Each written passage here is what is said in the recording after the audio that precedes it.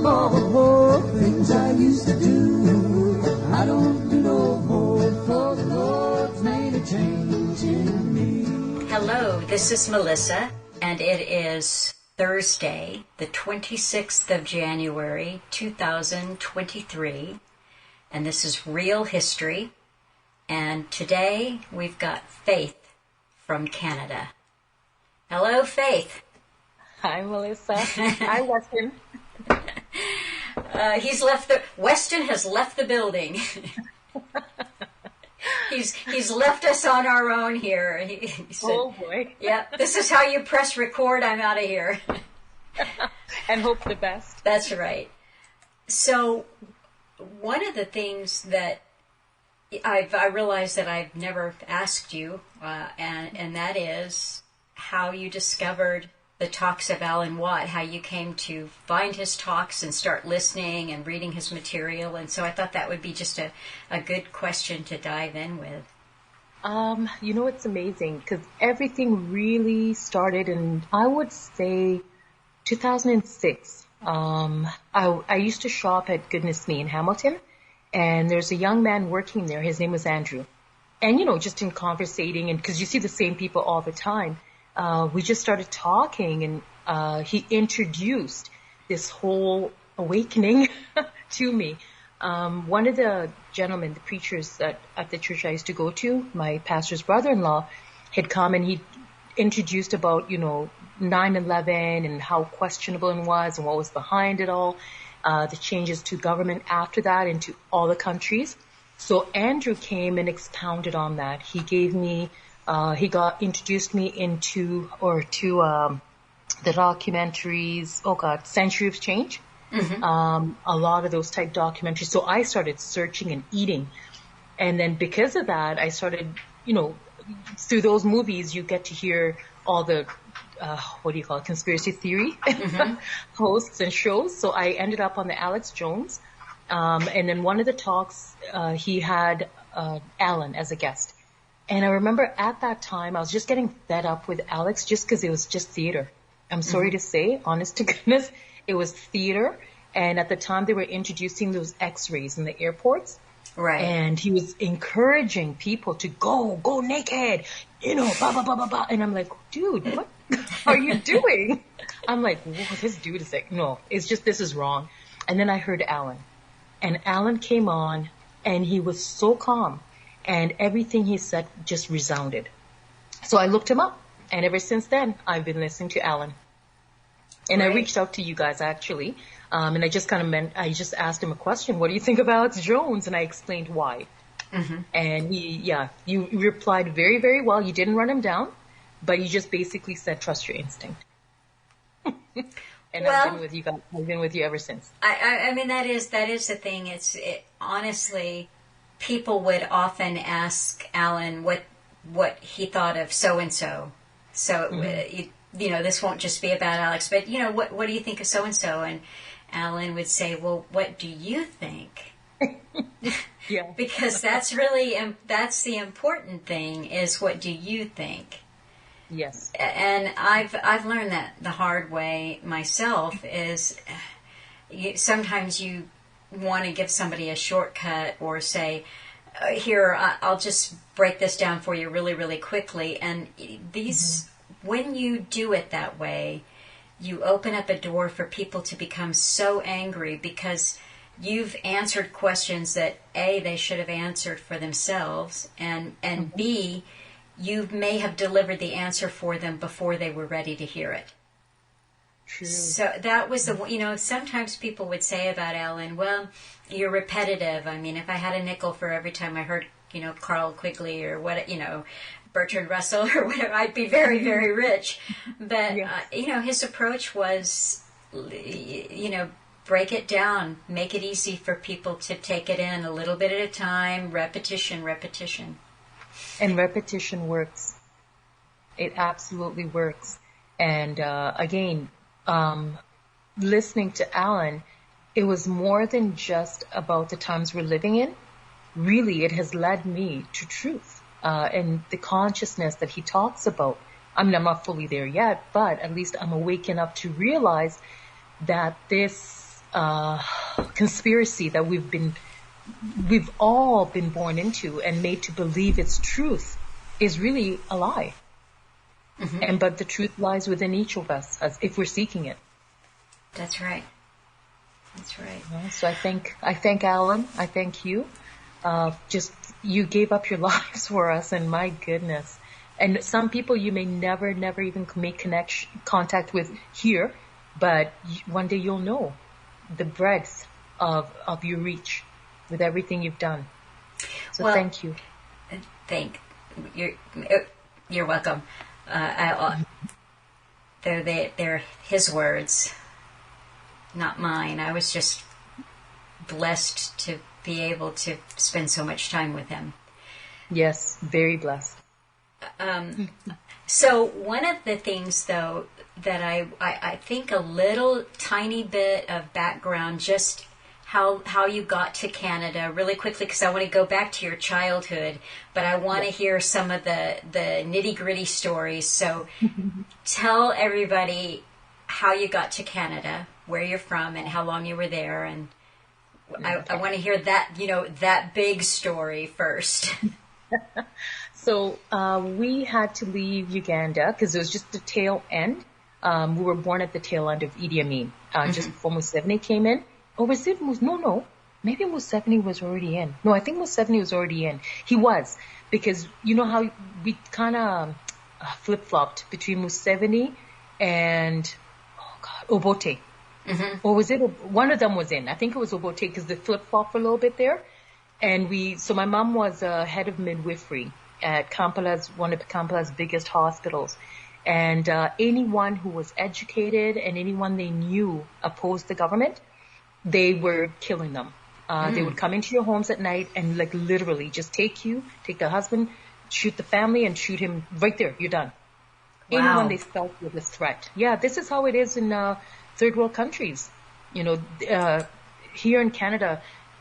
Anyway, we'll get to Canada. But nonetheless, because of that, my mom, she had to leave. So she got a job in Kenya, but she had to leave us for about a year with my aunt and uncle just to go get set up, get settled, and prepare for us to come. So it was my older sister, myself, my brother, and my little sister, my judge, and my grandmother. So we ended up going to Tumu in Kenya. And I think mom was there, maybe a couple of years. So at the time I was 3. Mm-hmm. So we were there for a couple of years, yes, because I remember I started primary or kindergarten in Thika, which is just outside of Nairobi. Mm-hmm. So we spent 7 years in Kenya. And because we came into Kenya as refugees, at that time, we weren't allowed to own land. We would have had problems going to university. You're treated like worse than a second-class citizen. Mm-hmm. And, they'd call us all kinds of names. It was horrible. And these are black people. So black Americans, you need to know, Africa is nothing like what you all people think. It's nothing like that. Anyhow, so then when we were in Tumu, my mom met Uncle John and Auntie Joyce, who'd come from BC to do a sabbatical at the hospital there. And they became very good friends because my mom studied in England, and she spent quite a few years living in England. And they just had a lot in common, and they used to love spending time together. We'd go to their house, they'd come over to ours. So it was nice. And so they kept telling my mom, because they understood what was going on in Kenya, they kept encouraging her, bring the children to Canada. You've got to bring the children to Canada. You've got no future here. It's just, you can't really go back to Uganda either. Bring them to Canada. It's a great opportunity, great country. They will have a good life. So it took her, 5 years to make that decision. So when I was 10, we left Kenya. She tried for over a year and a half, but the Canadian government, there was the ambassador or I forgot what he was, the immigration officer, appointed to Nairobi, kept trying to block her. She had offers. She had jobs in Fort McMurray. She had jobs all over, especially out west. And she lost them all because this man kept delaying her. But the last time she got a job in Vegreville, Alberta, and I don't know if he was replaced or what had happened. I think Auntie and Uncle John made some noise here in Canada, and then they gave my mom clearance. So we came in August, and the hospital was great to us, set us up in the nurses convent or nuns convent, and they helped us to find a place, like an apartment. We spent, I think, 6 to 8 years in Vegreville. And then my mom, she's a registered nurse in England, but she wanted to get her RN. So we ended up moving to Cornwall, and then she got her RN, and then we ended up in Hamilton. So that's how we came here. Mm-hmm. So by the time you got to Hamilton and went through this process, you were actually, at this point, an adult. A young adult. I Yeah. was 18, 19? Mm-hmm. Yeah, because we finished high school in Cornwall. Mm-hmm. Now, the story of the church where you settled into in Hamilton, had you actually become involved in this church in Alberta? No. No. I got involved in that church after I finished college. Okay. So I took a year of fashion design. My mom said, nope, you need a proper education. So I took a year off, and then I went back to just one of those technical colleges. Mm-hmm. And when I finished, I was looking for work. So through the agency, they set us up with a job at a call center. And I met this lady, Sharon. And that's how I was going to this other little church. And I met Sharon, and that's how I got in contact with this church. Okay. And how long did you say that you were going to? I think 25 years. It was a long time. It was a long time. Okay. And it was good, Melissa. I needed it. I needed the structure. I needed the guidance. I needed the order. And it helped me to get my life together. And it helped me become a proper, good standing young woman. And it really did help. And, but like I said, it just fell apart, in 2021. Did you feel, as an African going into Canada, I mean, did you feel that your life was out of control in any way or everything was good, it was just you had a lot of need for structure? I'm trying to understand why you needed that structure at that time. You know what, life was difficult, because you come when you're so young, and it is such a huge change. And everything it's almost like turning your world right side up, upside down. Mm-hmm. It's just parallel. It was just opposites. But no, it was more through the teenage years, the tumultuous teenage years, battling bulimia, and then just self-esteem issues, and, partying, and the wild kind of living, and your life just, and the depression, really, stemming from the bulimia, the lack of vision, and just a lot of things that just kind of cling on through life. And, but even before I went to that church, really, because my brother, he'd moved back to Alberta. He didn't like Ontario. So he stayed 1 year with us in Cornwall. And then he moved back, and he lived with a Christian family. So that really, really defined his life and helped him so much. And, he'd come back in the summers. And when I'd gone to college, getting in with the wrong crowd, the partying, all that nonsense. And he just came and he told me, Faith, you're not living right. Your life is a mess. You need to you need the Lord. You need to get rid of that. So he just kept praying for me. I'd just, Ernest, leave me alone. What's that nonsense, But he kept praying for me. So the one night, we were waiting to go get my mom, and just, I don't know, honestly, to this day, Melissa, I cannot explain to you what happened. But all the voices that used to just, in my mind, all the negativity, all the darkness, they just stopped. And the darkness lifted.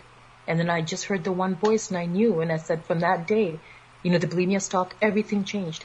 And I attributed it to church, because what else? Mm-hmm. And then that's how the whole seeking the Lord started. And again, because my brother had prayed for me, and he loved me. So in this, that's wonderful that you have a loving and caring brother. That's great.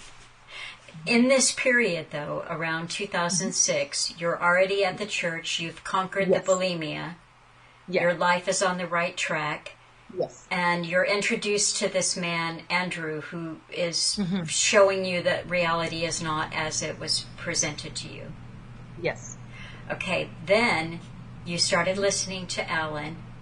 Yes. And you were listening to him for a while, but I think what is interesting, what I want to hear is when you ordered the books, and particularly the ancient religion, ancient history interviews, because your reaction to this is just, it's kind of precious, and I want everyone to hear it.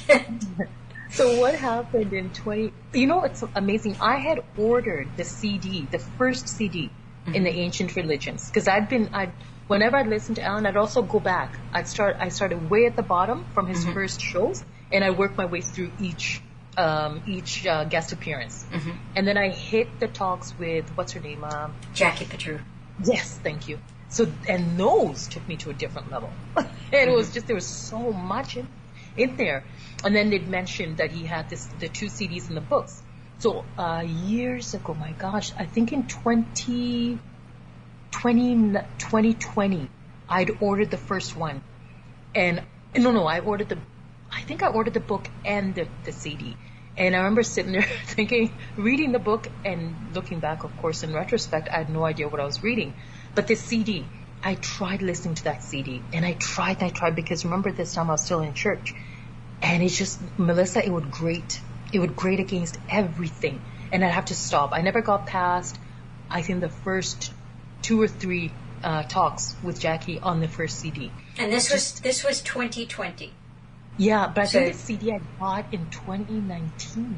Okay. I think I got the CD before the book. But I could never get past the 3rd talk. I just couldn't. Because it would grate, right?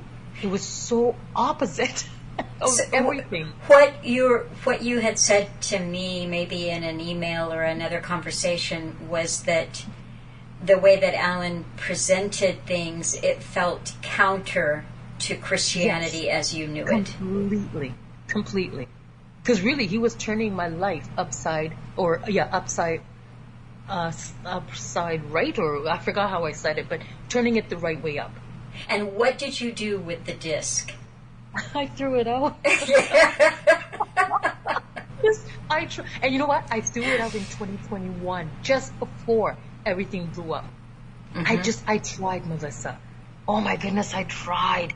But for some reason, I kept the book. Because at that time it was spring. I just moved to Delhi. It was May of 2021. And I kept trying, but I said, okay, let me just keep the book and I'll just keep it away and whatever. So then August. Let's fast forward to August. I'll interject here for a moment. Okay. So all of this time, even before you ordered those discs, which really hammered home a kind of a conflict between what Alan was saying and your own training or thinking about Christianity, you were still listening to him. Oh yeah, faithfully. And he might from time to time say something that went counter to what you... How did you cope with that? I said, oh Lord, I wish Alan wouldn't say those things, because he's not a preacher. Honest to God, no word of a lie. And I just want to skip over it. I said, Lord, help him not. That's just not his office. He's not a preacher. Help him. He shouldn't say those things. He should stick to what he knows. All right. So Alan had actually already passed away when you had the confrontation with the discs. Yes. So he's gone, and now you're throwing the disc out. Yeah. Okay. Yeah, he was gone April 2021, and this is in March actually. But yeah. Oh, March. Sorry, yes, March 4th. Yeah, and it's like, oh my gosh, it's just because again the conditioning, Melissa. The conditioning. And at that time, I had that huge move all the way out here. I was starting the business. So, sometimes when you're going through a little bit of stress, but you don't realize it. Yeah. So then, so I did that. And then, so let's is it okay if I fast forward to Absolutely. August? Yes. Okay. So now this is the third Sunday in August. And the pastor says that, he has an announcement to make. And he says, the government is, they're talking about mandating that if you don't have 2 shots, you can't go into gatherings. And he says, well, as a church, as a leadership, we've decided that if you don't have 2 shots, that you cannot attend in church service. But of course, a lot of us were already online. So, and I'm living, an hour and a half away. And I thought, okay, that's fine. whatever. So then my girlfriend has a couple of conversations. The first convo, basically just, expressing herself that, if people don't want the shot and how dangerous it is, da, da, da. Then the next Sunday, the head deacon's like, oh, well, we don't want division, and we don't want people to feel pressured either way. So, we're not going to have that conversation. We're just going to go on as we are. But it was said in a way, basically back off. So then the next Sunday after that, then another time, I think the following week, she had another conversation, basically, again, defending and saying that why should people be forced? If they don't want it, it has nothing to do with our spiritual well-being. Furthermore, there questions about this shot and da-da-da. Oh, this time they came hard and heavy, straight from the top, and it didn't stop for at least a month and a half. The abuse, these people who think that they know, the goats, trust your government, trust your doctor, trust your scientists. I remember the one time I heard it, and Melissa, I can't even explain, but it was so disturbing. I could not listen anymore to the service. And I came back home, and I remember talking to one of our other girlfriends, Sheila, and her and I were talking. I just broke down. I couldn't believe it. Here's this man that, I even called Dad. I'd known for all these years. And then just the abuse and the hatred. Mm-hmm. Really. I couldn't believe it. This is part of the sermon. Oh, yeah. The beginning. Yeah. And throughout. Yeah. Mm-hmm. And this went on for at least a month and a half. Steady. Every service. Yeah. And I remember it grieved me. For a month, I just grieved. But the Creator is something, eh? He knows the heart, and he knew that this was, and it was really his way of breaking that hold on my mind, that conditioning. And it broke. I kid you not. It's like a dam that burst. And because it had to be that hard, and it had to be that harsh to wake me up and help me. Sorry, go ahead. Well, you had mentioned earlier, I think in an email or a conversation, you said that, besides the abuse, which was so intense, that he finally reached a point where he said, those of you who aren't going to get this vaccine, who aren't going to comply, are no longer welcome here. Basically, yeah. And my girlfriend who'd had the conversations, she was so persistent about, that's my church, and anyway, she ended up just in her persistence. And then I guess, they lost a lot of people, so the money factor as well. Last year, oh goodness me, I don't remember when she went back. They finally said, okay, well, we have. They didn't apologize. They didn't really say that they're wrong, but they welcomed those who don't have any shots back. But you have to wear a mask, and you have to get the temperature. Oh. Oh, thank you. That's so sweet. Yeah. So considerate. But after that kind of abuse, it's amazing that people would go back.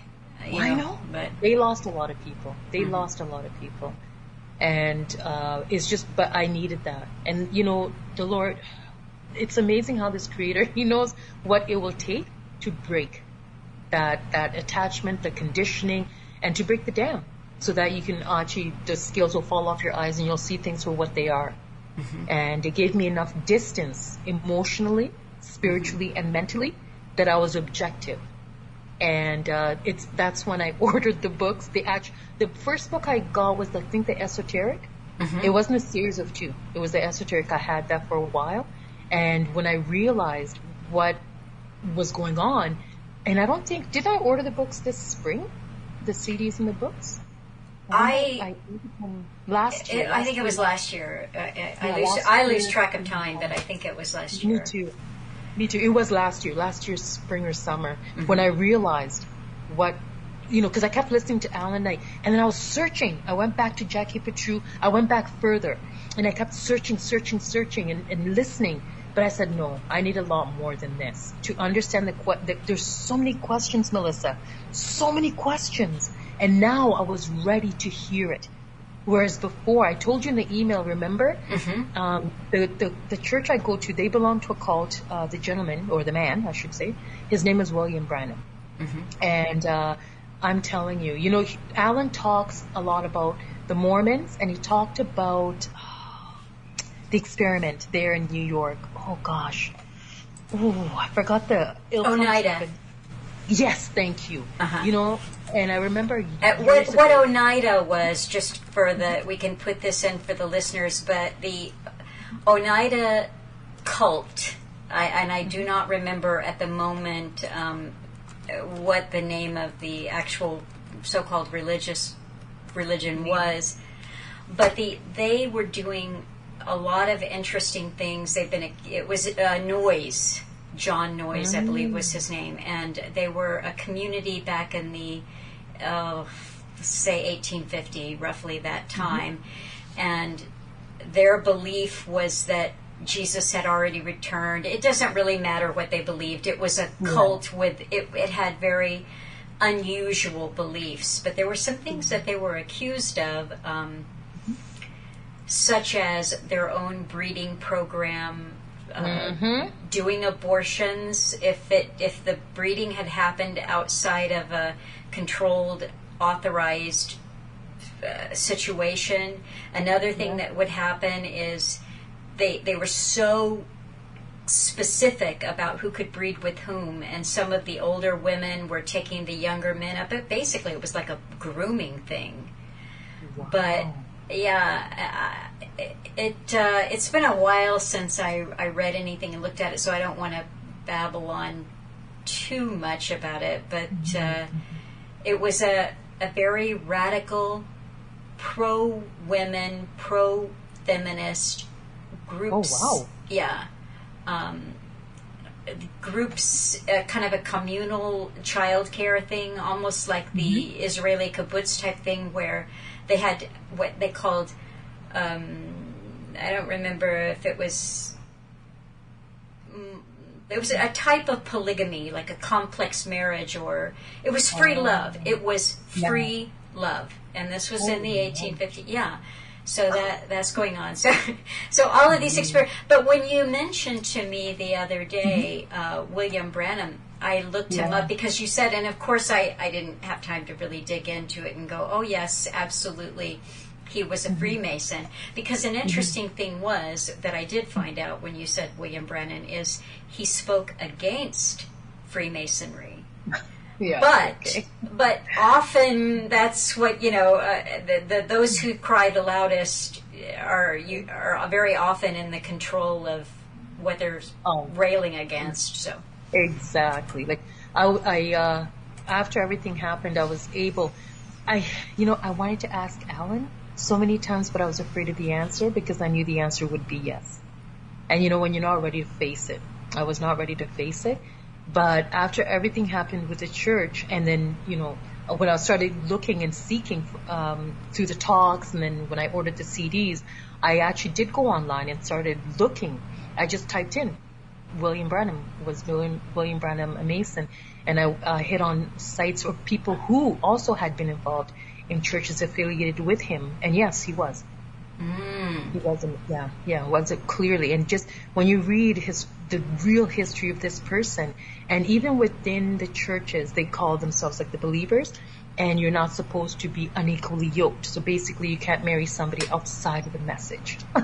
So it is in its own way, on a low level. The breeding program, the elitism. Oh my goodness, everything is just, it's a lie. Everything's a lie. So when you had been hurt so much, this experience of no longer being welcome in your own church, was it somewhat after that you said, okay, now I understand what Alan was talking about, the systems of control, or did it all just sort of happen at the same time in your mind? No, it was afterwards. Yeah, it was, so that happened in August, and really it wasn't till, I'd say, September, when the dam broke. And then the mind started opening up. And that's when I started seeking and just looking through his talks, really, really looking through his talks. And then that's when I reached out. And that's when I realized, oh my gosh, this is everything Alan was talking about.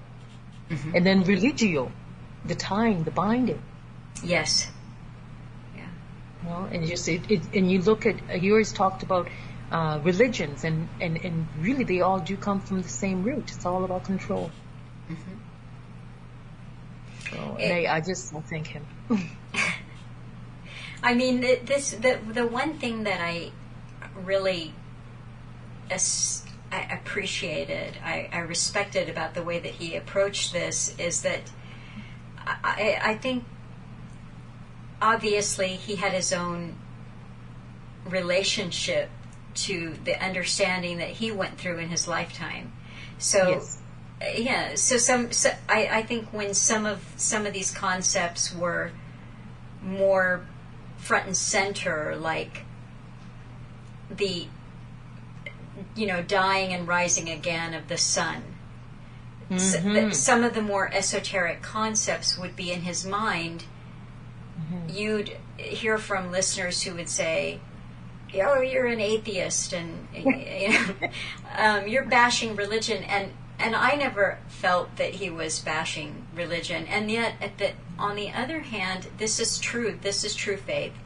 And there were people over the years. There was a woman just a few years ago who said, "You brought me to the foot of the cross. I became a Catholic because of you." And I would say to him, I would be absolutely amazed that people are listening to the same talk, the same person talking, but and I think it's because all of us come to the idea of what is truth and the seeking for truth and consciousness from different levels of understanding, different experiences. There are a lot of younger people and older people too, but who were never given any kind of a religion as a child, and so but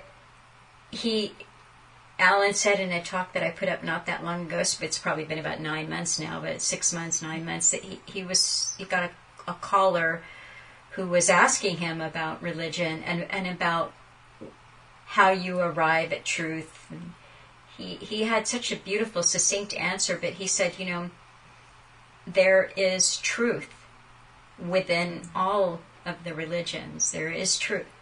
Oh, there is. And these religions that exist, that were created for us as a form of control by an ancient priesthood, they can be stepping stones to higher truths, higher reality. And it's true. And honestly, I'm not saying that those who without religion cannot get there. I needed it just for the order of my life. And how do I say it? It was like you said, it lit my path and led me to, and it helped a lot. The structure of it helped my natural life, and then also helped my spiritual, mental life. And it prepared me to really come to consciousness. And some people can do it without. I do think that there is something in a traditional religion that does prepare or open the mind to the idea. This seems very simplistic, but it is still, as simple as it is, so hard for people to wrap their minds around because we've been so atheized. But the idea that we are created, which means that there is a creator. Yes, absolutely. And that's the most amazing thing, Melissa, is all my life. And, the only way I can describe it is he's always been there. Always. I remember. Since I was young, he's always been there. Just in my mind, in my heart. Always.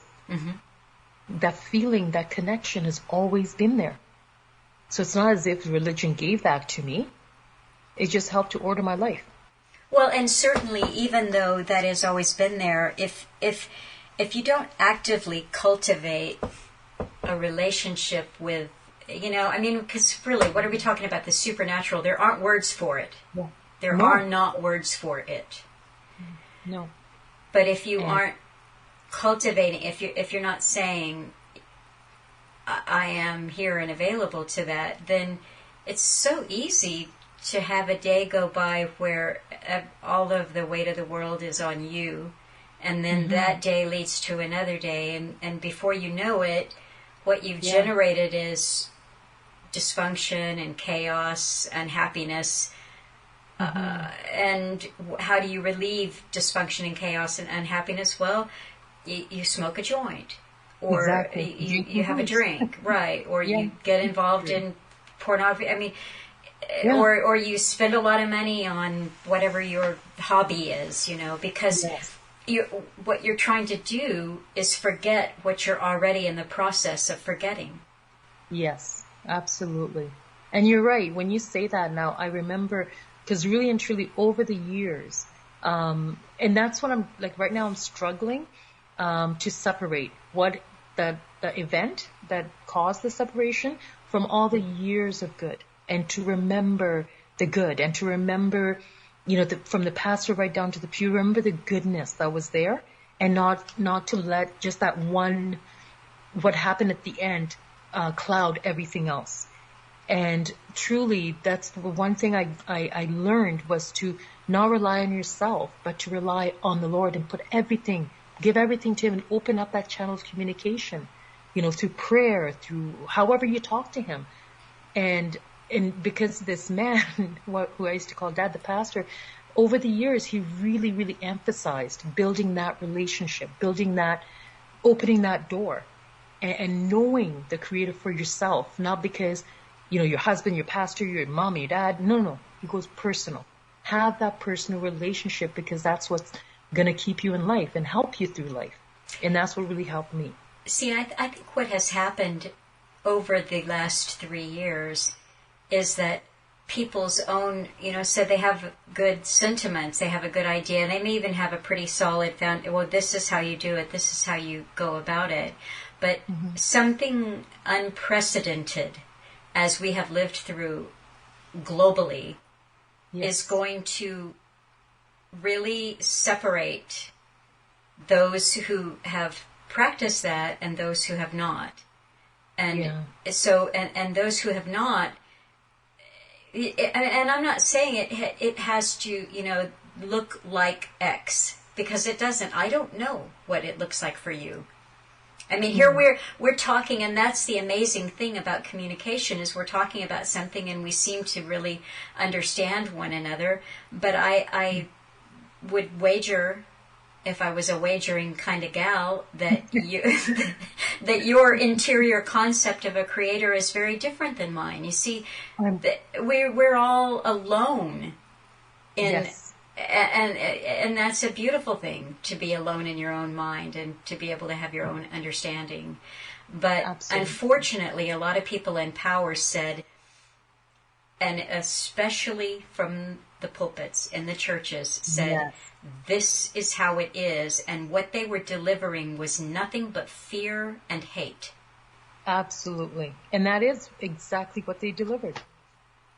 And fear, the cause, I just...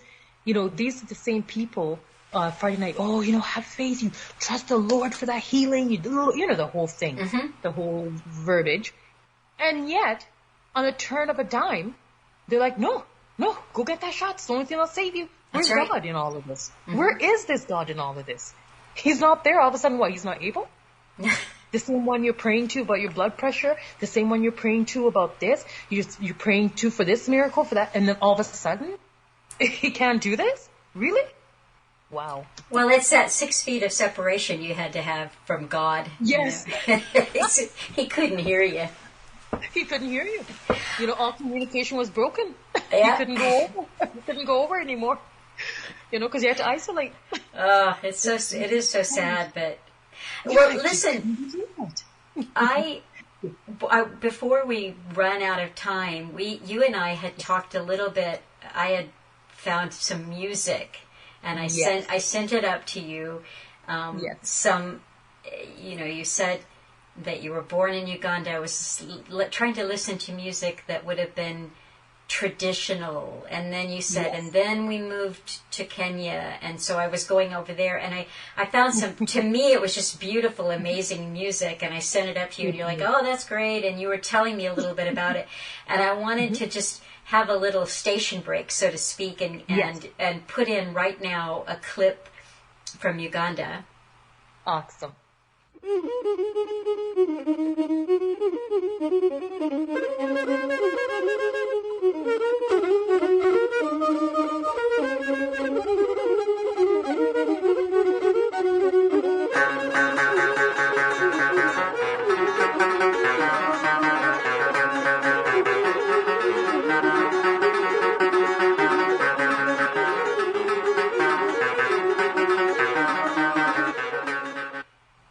Okay, so wasn't that beautiful? Because that's... I love that. But when I sent you this, you were telling me a little bit. I wanted to have you repeat for the listeners. This was actually a song. I'm going to slaughter the pronunciation, but Ssewaswa? Ssewaswa. Ssewaswa. Okay. Ssewaswa. Okay, so and it was the Buganda Music Ensemble, and I thought that was really neat. Yeah, but there was another one, and we'll listen to just a little snippet of that. I think it was this the Akalo Buganda that you said was kind of like a country, that was country music? Yes. Okay. Yeah. So, Saba komao twabategedde gwe temuli baganda muli baluwo era wano tengingo kutwamusiyewo oli muluwo kyomanyi kibuuka kanfuba okubagamba ndakwate kasitandi bambyogedde nze sikola nsi kumpaana naye ebirijjukira ne bwe nfa kati nsi ebitegedde bamugambako nga tawulira n'atabuulirira ennyanja yamumira n'afa atyo uttaka ekinaddako sitegeera erya Buganda basajja beesomye okulitwala bazze bamazeeko tebasaaga erya mayiro bayiiya liveewo kyennyamiza naye mbawooninga nti mulyeguze nga mutwala kiribeeredda nnyini lyalina okulyeddiza kabaka mwe. all right, so tell everybody what this is about, because you made me laugh when you were So Akaloko means a village, a little village, a little tribe. So and usually the villages would be the tribe, the tribal land. And basically the young man who is singing the song is expounding and he's, kind of boasting about his tribe, his Kaloko, the little village, and how strong and mighty they were, and how, the Ncholo, Abachori, from the north, I forgot the name, the different ones, all tried to come and attack them, but they just put them down to the ground, they killed them, they stood against them, Idi Amin even left them alone. Oh yeah, he's just boasting and saying how strong they are.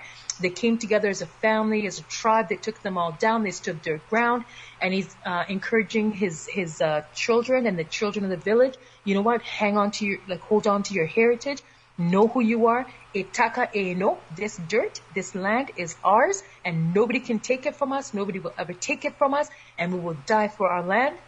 It's beautiful, but of course they put it to song, and everybody's celebrating, and you can see his traditional garb, and it's absolutely beautiful. So he is one of the tribes in the Buganda kingdom, and that's why he shows the kabaka, the gentleman in the orange he's walking in the hall and he's got the tall hat. That's the kabaka, the king of the Buganda kingdom. okay. And yeah, he's just showing off and saying, hey, nobody is going to take this from us. Okay. But you know what's so sad, Beth? Is now in Uganda, the middle class, the upper middle class, the ones who are able to educate their children and put them into boarding schools, into the English schools, those children, okay, so the parents are born and bred in Uganda, raised in Uganda. The children are born and raised in Uganda. They don't speak a word of Luganda. Aww. They don't know their language. They don't know their culture. And they don't understand what they've done. Wow. When you don't, Alan always said, if you don't have a language, you don't have your culture, you don't have an identity. Yeah. My older sister and I, we have fought to keep. My mom, when we were born, she spoke English to us, but my jaja, the ladies who worked in the house, our cousins, we all spoke Luganda. So that's how we know Luganda. But when we moved to Canada, because my mom spoke English, we all spoke English in the house.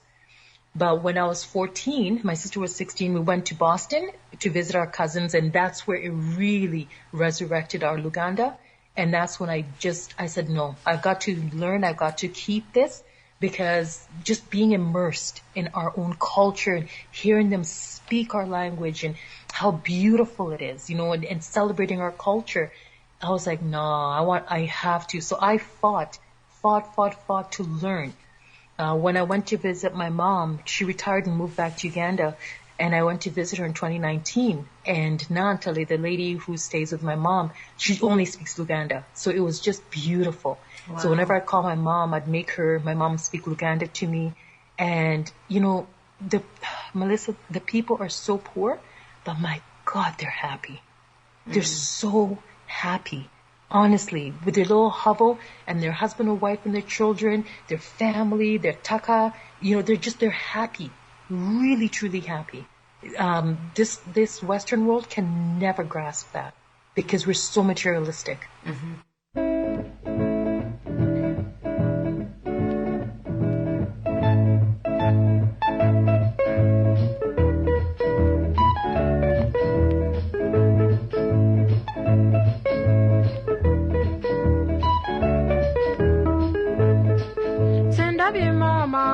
Zinsanze nnyo omusajja wange obuwasiba omwenge andabye emmere zinsanze nnyo omulungi nga ggwe okusiba mu nguudo.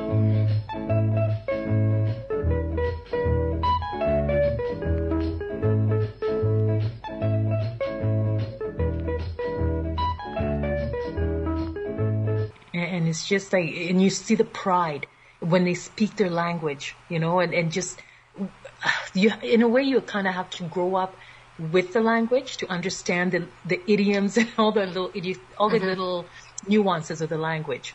But it is so beautiful, and the country's beautiful. And I was only in the city, which is just nasty, but it's just so beautiful there, and it makes you proud. And I look at some of my cousins who've raised their children that way, without speaking their language, without knowing who they are, and I know those children one day they will pay for it. Mm-hmm. Yeah, they'll pay for it. What you're describing too is it is very interesting to me because you were raised under a dictatorship that was, you came along after Idi Amin, but Idi Amin had been in power for a long, long time, a strong man, a very, despotic man. But then the current president, I don't remember his name, but the current president, Museveni. Yes, and he's been involved in the Hutu Tutsi, the Rwandan conflict, the war, the conflicts in the Congo, and so this is the life of politics, and yet on the ground level. It's almost as if you're describing people who are just timelessly untouched by this. In a way, my mom was a young woman in the time of Idi Amin, and she was old enough though to, she was grown, and it was shocked me the one time just before she left to retire, we were sitting down talking, and towards the end, she'd just sit there and talk about her life in Uganda. And she says, Faith, Idi Amin, they blamed him for so many things, but he was not the monster that they said he was. She told me, like Saddam Hussein, like Gaddafi. Yeah, they were dictators. They were not good men. But she says it was Obote. But Obote was, because when Idi Amin threw the Indians out of Uganda, the West turned against him. And then she told me that they rose up Obote, and Obote would go do all these massacres and pin it on Idi Amin, and that's how they overthrew him. And then Obote came into power. And Obote was the basically just the henchman of the West. Yeah, so. And then he came into power, and then it was ping pong between him and Museveni, and then now Museveni is the one who's in power. For like 35 years. Yeah. It was Obote who really was the henchman that the Western world used to get rid of Amin. And they had to get rid of Gaddafi because he did help Amini. Mm-hmm. Yeah, and Amin, he said, he goes, how is it in my country that my people, like you get these foreigners who come in, own more land and own all the businesses, and my people have nothing. He goes, no, get out. And that's how we got rid of them. Mm-hmm. It's same as Saddam. He did it for us. Mm-hmm. But there's another, puzzle for me, and I want you to talk a little bit. The other day that you were telling me about one of your cousins, I think, who basically, if he hadn't been Canadian, would have just been immediately eliminated. And the other thing, too, I was telling you about what had happened to my brother with the eye surgery and the fact that they, basically just held him up and said, no, sorry, but it's $7,500 or you get nothing. And you said, talk about a banana republic. You said this is what it would be like, yeah. So this is a dichotomy of this kind of corruption and yet people living in poverty and being happy. And I just want to hear your thoughts about this. It's something because my cousin, they live in London. So they'd gone back to Uganda for a little bit. I guess I don't know how long they were living there. And he was a radio show host. And they would just talk about politics and how corrupt the Ugandan government, like Bobi Wine. Right. So they talk about the corruption of the Museveni dynasty. Bobi Wine is Bobi Wine. Maybe I'll play a little clip of Bobi Wine, but hip hop and reggae, reggae. Yeah, reggae. Yes, and reggae. He's huge. I think somebody said he was Uganda's Jay-Z, and he said yes. He said, well, I'm a little more than that. Yeah, he's huge, but he's now a politician.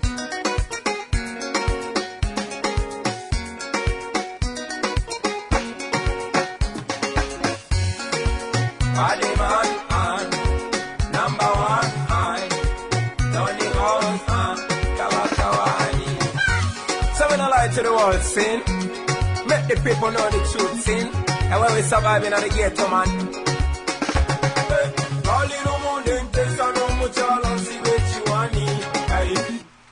I was thinking about it after I sent it to you, and here's Alan. Well, in the back of the mind, I remember he always said, nothing's ever as it seems. Let's just leave it there. Nothing is ever as it seems. So although it looks really, really good, but nothing is ever as it seems. You always have that in the back of the mind. But nonetheless. Right. So my cousin, he's talking and he's, they're talking about this dynasty and how, so Museveni has his own tribe. So we all have different tribes. So he will do more for his own people and then trickle everything out. Kampala. At one time Uganda was way ahead of Kenya. And now Kenya, I think, is like almost just behind, in development, behind South Africa. Kenya is like the pearl of Africa, where Uganda used to be. And I was shocked. My sister kept telling me, Faith, there are no streetlights in Kampala. And that's the capital city of Uganda. And so when you land in the airport and you drive out, wow, it looks really nice. They built this new road. You hit a certain point, it goes black. Wow. The roads are like, Banana Republic. There are no streetlights at all in the city because he's taken the money and just uses it for whatever he wants. No development. The city has not been developed since I think the 70s. And one of my cousin's drivers was telling me that Kampala was built for, maybe less than 1 million. There are like 14 million people crammed in that city. Oh my goodness. Yeah, and a lot of that is because these big corporations from here, the West, they come in, they say to the farmers, and this is ancestor land, going back thousands of years. Yeah, I remember years ago that Rick, one of the callers to Alan's show on RBN, he had said how Uganda was one of the biggest pharmaceutical test grounds in Africa, and that I believe, if I'm not wrong, he had mentioned something about AIDS being sent out through out of Uganda anyhow. But a lot of it is through Uganda. That's very interesting. Isn't it sad? Yeah. And we lost, honest to God, Melissa, we lost a generation of like parents. We lost a generation. What was it, in the 80s, I believe it was? We lost cousins, uncles, aunts. We lost a whole generation. So the grandparents had to raise the children. Wow. It's so sad. And it was no doing of their own. Wow. It was the shots, it's and everything, My uncle, on my dad's side, we have our oral history over 1,000 years. Really? We can trace back our lineage 1,000 years. That is amazing. Where is this reposited? Who's got the oral history? His great uncles. And yeah, he actually sat down with a gentleman, but he was able to make notes. But one of his uncles stole it, so you know how it is. Yeah. Because my uncle made notes, and this man went and stole it. So he's trying to get that back, but he knows enough that he's actually trying to rewrite it and re-record it. But it's just crazy, no development. So my cousin, again, talking about, just exposing everything. The one night he's leaving the station, and the Majay, the militia, they come with the guns and everything, and they say, you're going home, and you're getting on a flight. You guys are packing, you're getting on a flight, you're getting out of here. And again, the only reason he left with his life is because he's Canadian. He's got a Canadian citizenship. And clearly they don't want to, mar the waters with Canada by killing one of their citizens. And because he was well known, he was well known to the public. They would just, and his wife, everybody would just outcry it. And they'd go to the Canadian government, and it would look really, really bad. Right. So that's how it is, yeah. And then in the city, we don't have police like how we have police here. It's the militia. I remember I was like, my cousin goes, oh, those are the police, because they're dressed in fatigues. They all carry AK-7s, and you've got the driver, the passenger in the front, you've got 4 in the back, open back, and that's how they drive through the city. Shoot to kill. Wow. Yeah, it's not like here, But then again, but it's always been that way, so people are aware, because you know the devil and you see it. You know the snake is right there. Right. There's no mystery. You know the snake is there, and you walk expecting and knowing that it can attack you any time. So although they're very happy, but they're very cognizant. Whereas I find here, now, especially now, this is the government, like what we've entered is insidious, like carbon monoxide, because it's so well hidden, you don't even know it's killing you. Right. Like a snake in the grass, you don't even know it's there. Yeah. And that's what scares me more than over there. Because most third world countries, you know it's there. You see it. Plain. They don't hide it. Yeah. And you know what to expect. So you know how to behave yourself. And you said too, there again, being cognizant of it, you said that what happened to your cousin who was Canadian, but you said that these kinds of things, I had read that, this Bobi Wine musician, politician, that many dozens and dozens of his supporters, because he's saying we've got to take, he's saying all the things that people want to hear, which is we have to take the country back for the people. Yes. So they just kill him openly. They just kill them. They're dead. And you said that if you were doing something that wasn't, that the government did not like, the government itself just sends somebody to kill you. Oh yeah, it's like exactly what was going on when your mother fled to Kenya. Exactly, and it's never like it quietened down, but you just poke the snake enough and boof. But that's what's happening here. Wow. And people don't see it, because it's so, and in most third world countries, we're not civilized enough to have the veneer of civility, the suits, we're pretty savage, which helps. No, it helps. I'd rather deal with that savage truth because you walk aware. Right. But here we're sleepwalking through it, a minefield, and every inch is a mine. And people don't realize, Melissa. They don't realize what the hell is going on. No, and I mean, this is an illustration that Alan would make a lot, is that, here the devil, he's wearing a suit and a tie, and, and he smiles. Right? Yeah, and he's got white skin. And that's what, honestly, I'm not trying to be racial, but it's the suits, it's the veneer of civility, it's the white skin, it's the nice hair, it's all of that that blinds the people to the truth. When you go to third world countries, we're still pretty savage, so we're not as polished. So you see the snake coming through. Well, the person in the Western world, once the, as you call them, the savage, but once the immigrant has been in the Western country for a couple of generations, they may still have the skin color that is darker. But the veneer, the polish, in other words, once they join the system, once they see the perks and join the system, they're just as polished. They're no longer savage. They're just a polished wolf. Yes, they are.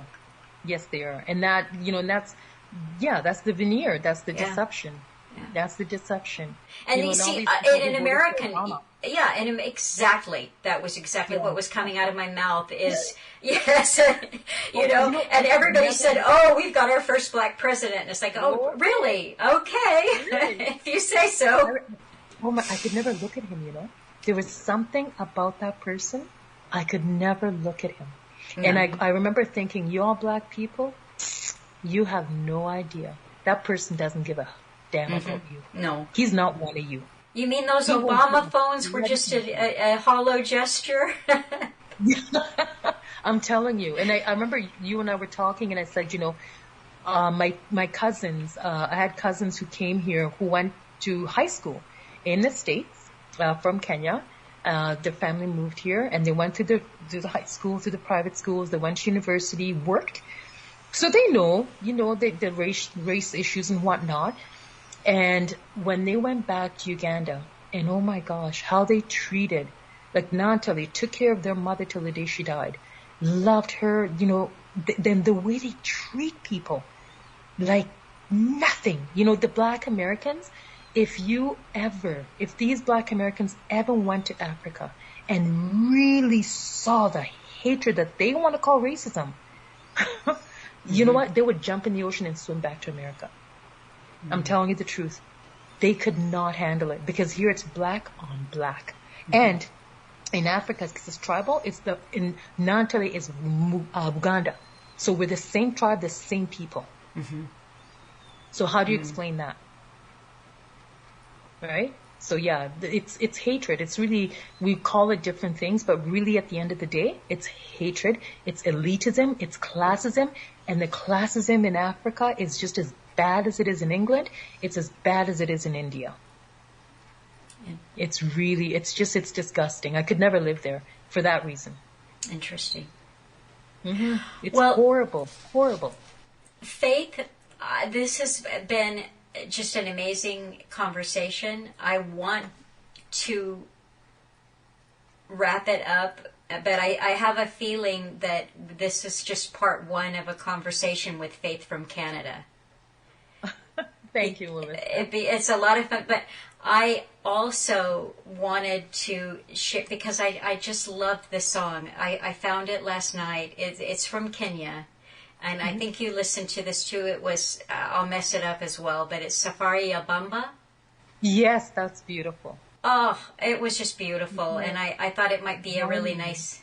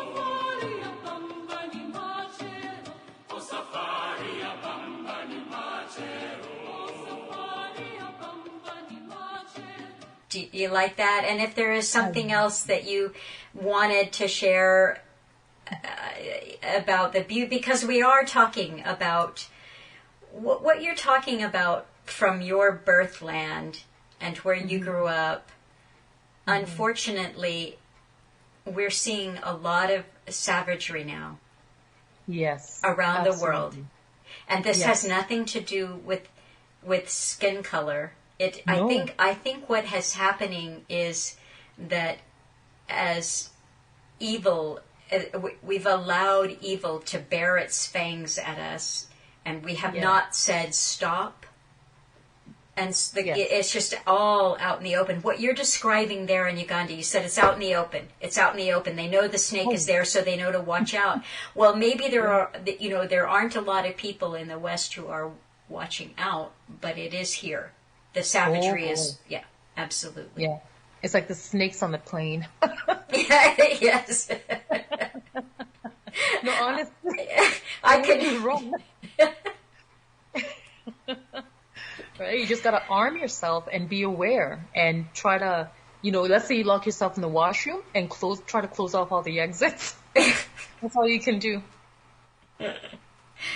Well, I am so appreciative of you taking your time and being willing to share some of your life with people and with me.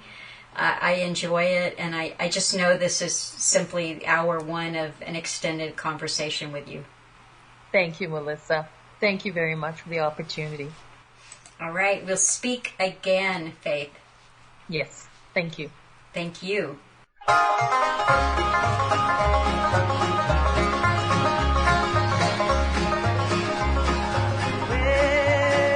I got something